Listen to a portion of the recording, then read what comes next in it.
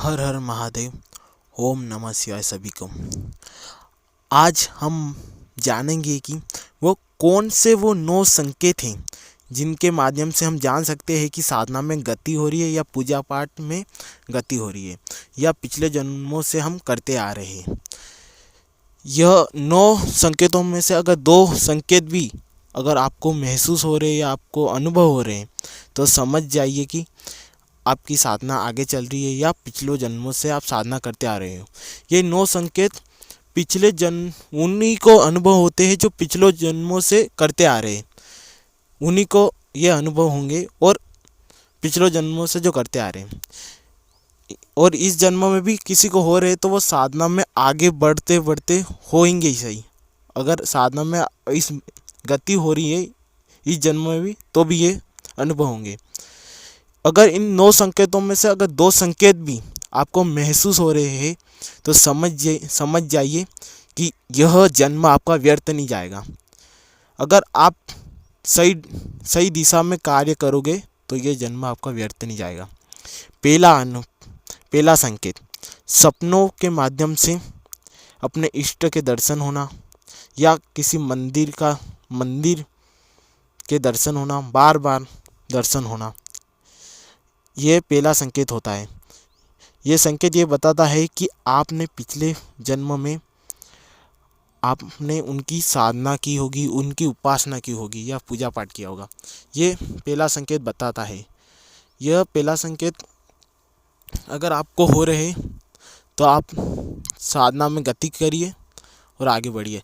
अगर आप पूजा पाठ नहीं कर रहे हो फिर भी हो रहे तो मतलब समझिए कि पिछले जन्म से ये शक्ति साथ चल रही है और अगर आप इसी जन्म में कर रहे हो तो भी आपको ये अच्छे से अपने इष्ट की पूजा कर रहे हो तो ये फिर भी आपको संकेत महसूस होंगे। अब दूसरा संकेत वो कौन सा है? दूसरा संकेत वो है तीसरे नेत्र पर प्रकाश दिखना। तीसरा नेत्र पर प्रकाश दिखना। तीसरा नेत्र किसे कहते हैं? जहाँ हम तिलक लगाते हैं, जहाँ दोनों आंखों के बीच जहाँ पर हम तिलक लगाते हैं उसे ही तीसरा नेत्र बोलते हैं या थर्ड आई भी बोलते हैं। वहाँ पर आपको प्रकाश दिखाई देना। बहुत साधक ये समझते हैं कि हम इसी जन्म से साधनाएं कर रहे हैं, लेकिन ऐसा नहीं है।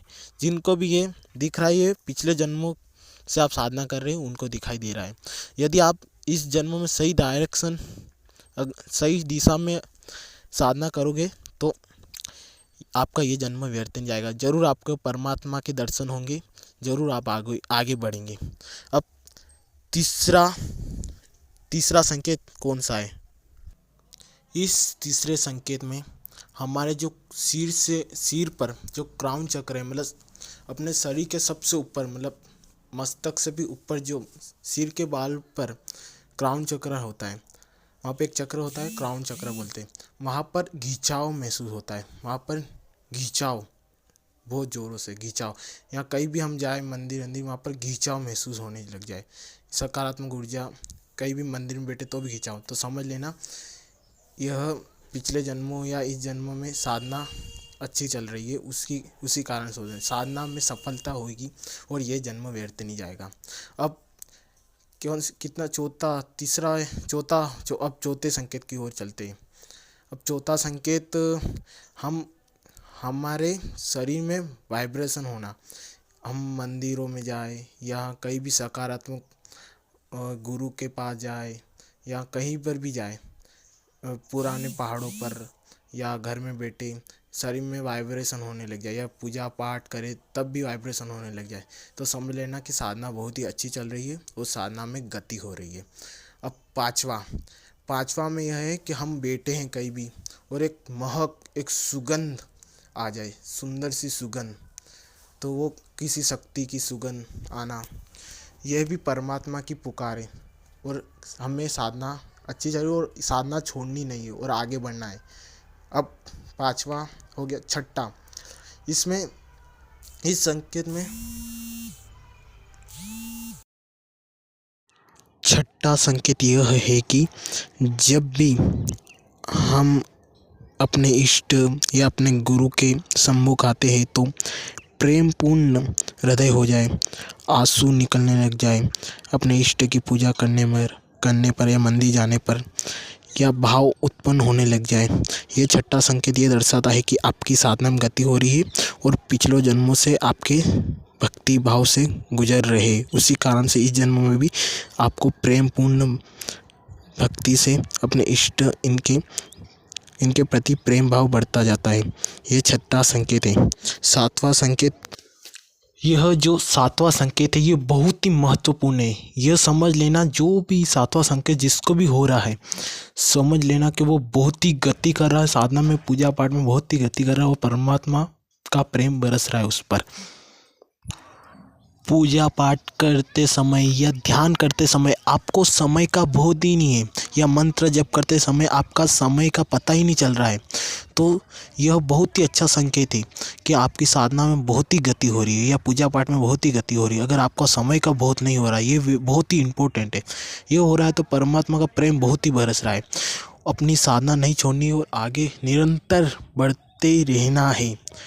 यह बहुत साधक अपने मन के चक्कर में कि कुछ हो पता नहीं चल रहा है, बहुत लोग यही छोड़ देते। यही सबकी बड़ी गलती है, सबसे बड़ी गलती है। अपने साधना में आगे बढ़िए। अब आठवां संकेत सुनिए। अब आठवां संकेत, यह जो संकेत है ये ध्यान साधना वालों के लिए बहुत ही इम्पोर्टेंट है।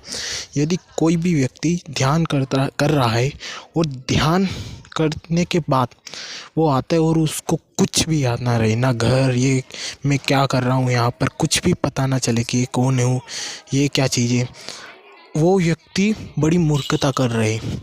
उनको एक जीवित गुरु की तलाश करनी चाहिए और उनके साथ साधना करनी चाहिए, क्योंकि यही गलती वो पिछले जन्म में भी कर रहे हैं और यही गलती आपके जन्म में, इस जन्म में भी कर रहे हैं। यह जो भी संकेत, अगर ये भी अनुभव हो रहा है कि कुछ भी याद नहीं, मतलब वो समाधि के बहुत नज़दीक होकर वापस आ रहे हैं। एक पैर भौतिक जीवन में और एक पैर आध्यात्मिक जीवन में, उनको जीवित गुरु की तलाश करनी चाहिए और आगे बढ़ना चाहिए। अब नौवां संकेत, इस संकेत में क्या होता है कि वो साधक कई जन्मों से साधना कर रहा है, लेकिन इस जन्म में व्यक्ति ने साधना को गहराई तक पहुंचा, इसमें इस जन्म में उसने गति की, तो उसका लक्षण ये होता है, उसका ये संकेत होता है कि उसके गले में मिठास आने लग जाती है, मिट्टी मिट्टी होने लग जाता है, जैसे मिठास आने लग जाती है, लार हो जाती, मिट्टी सुगंधित होती है और मिठास होती है, शहद से भी ज़्यादा क्या, एक ऊर्जा जैसा महसूस होता है, उसमें परमात्मा प्रवेश हो रहा है, परमात्मा की ऊर्जा प्रवेश हो रही है। ये नौवां संकेत होता है। एक और संकेत बता देता हूँ। जिन व्यक्तियों की नीचे से लगाकर क्राउन तक ऊर्जा भर रही है, वो भी गति कर रहे हैं। बताने के लिए तो मैं बहुत कुछ बता सकता हूँ, 9 संकेत से भी ज़्यादा, लेकिन अब बात सुनिए कि जितने भी संकेत हो रहे हैं, अगर परमात्मा प्राप्ति करनी है, अगर भगवत प्राप्ति करनी है, तो जीवित गुरु को ढूंढो और उसके अनुसार कार्य करो। जीवित गुरु के बिना कोई परमात्मा को नहीं पा सका है। जीवित गुरु को ढूंढे और पूर्ण रूप से समर्पण होए। बिना समर्पण से कभी परमात्मा नहीं मिला। समर्पण यानी प्रेम। जितने थर्ड आई, इन पर प्रयोग करने से पहले गुरु से मिलना चाहिए और अपने इष्ट पर पूर्ण रूप से प्रेम पूर्ण समर्पण और भक्ति होनी चाहिए, तभी जाकर मुक्ति संभव है। अगर भक्ति के लिए कुछ जरूरी है तो वह समर्पण और कुछ भी नहीं। समर्पण के बिना ही ये जितने भी संकेत हैं, ये समर्पण के बिना आगे नहीं बढ़ सकते। तो सब खुश रहिए, आनंदित रहिए और प्रेम पूर्ण रहिए। मैं आशा करता हूँ कि बाबा महाकाल सभी का ध्यान रखें। बाबा महाकाल से निवेदन करता हूँ कि सबका ध्यान रखें, उनको उनके गुरु से मिलाइए। और आप सभी को सीताराम, धन्यवाद, हर हर महादेव, ओम नमः शिवाय, शिव शिव।